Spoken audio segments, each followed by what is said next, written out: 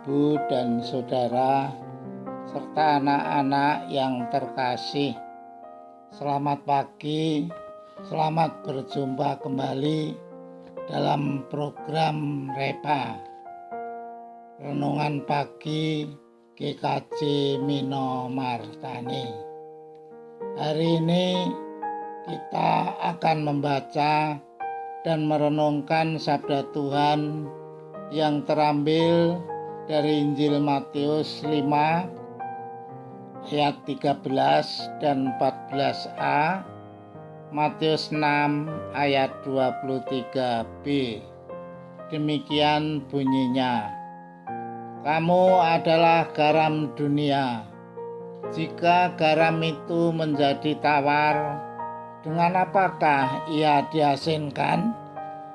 Tidak ada lagi gunanya selain dibuang dan diinjak orang. Kamu adalah terang dunia. Jadi jika terang yang ada padamu gelap, betapa gelapnya kegelapan itu. Tema hari ini adalah garam dan terang.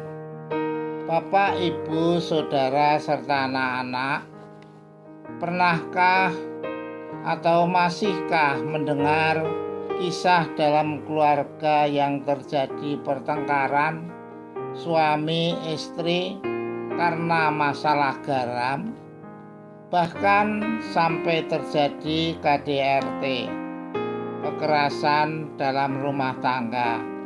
Mungkin didengarnya sepele, tetapi kenyataan yang ada memang demikian.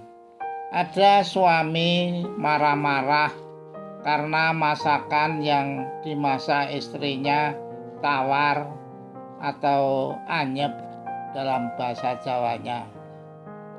Ternyata fungsi garam itu cukup penting dalam kehidupan rumah tangga.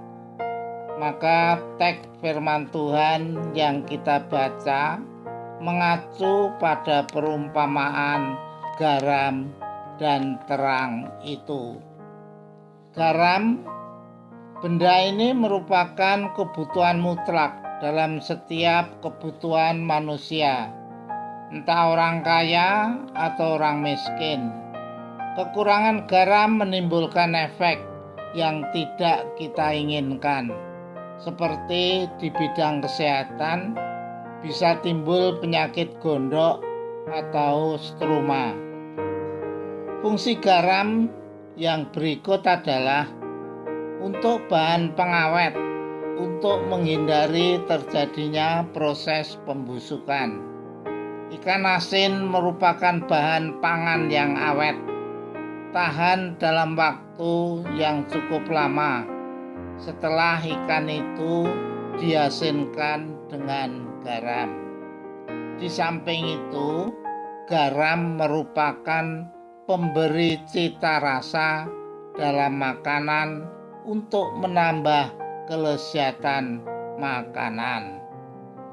Terang merupakan manifestasi kesaksian hidup orang Kristen yang terpancar, dan terang lambang kehangatan dan kehidupan.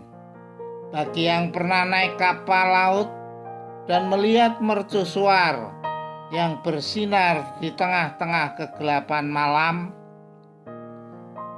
menolong pemandu kapal-kapal yang tengah berlayar di kegelapan malam. Oleh sebab itu, Bapak, Ibu, Saudara, serta anak-anak, setelah mengetahui fungsi garam dan terang ini, apakah kita sadar bahwa demikian juga fungsi kita sebagai orang Kristen? Pertama, kita harus menjadi garam bagi dunia ini.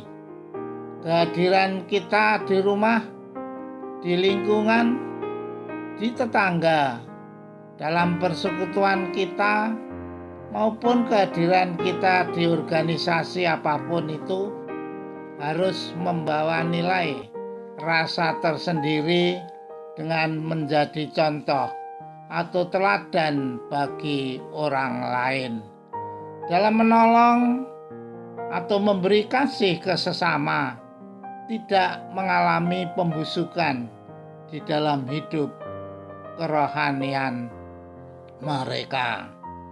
Kedua, sebagai terang yang menerangi dan memandu kepada sesama atau orang di sekitar kita di tengah-tengah kegelapan kehidupan mereka dan membawa ke jalan yang benar. Terang juga memberi kehangatan. Bapak, Ibu, Saudara hadir sebagai penolong di dalam kehidupan yang suam. Sudahkah Bapak, Ibu, Saudara membagikan terang Kristus sebagai sumber hidup mereka? Marilah kita berdoa. Ya Tuhan, jadikanlah kami garam dan terang dunia yang semakin hari semakin berbuah bagi kemuliaan Kristus.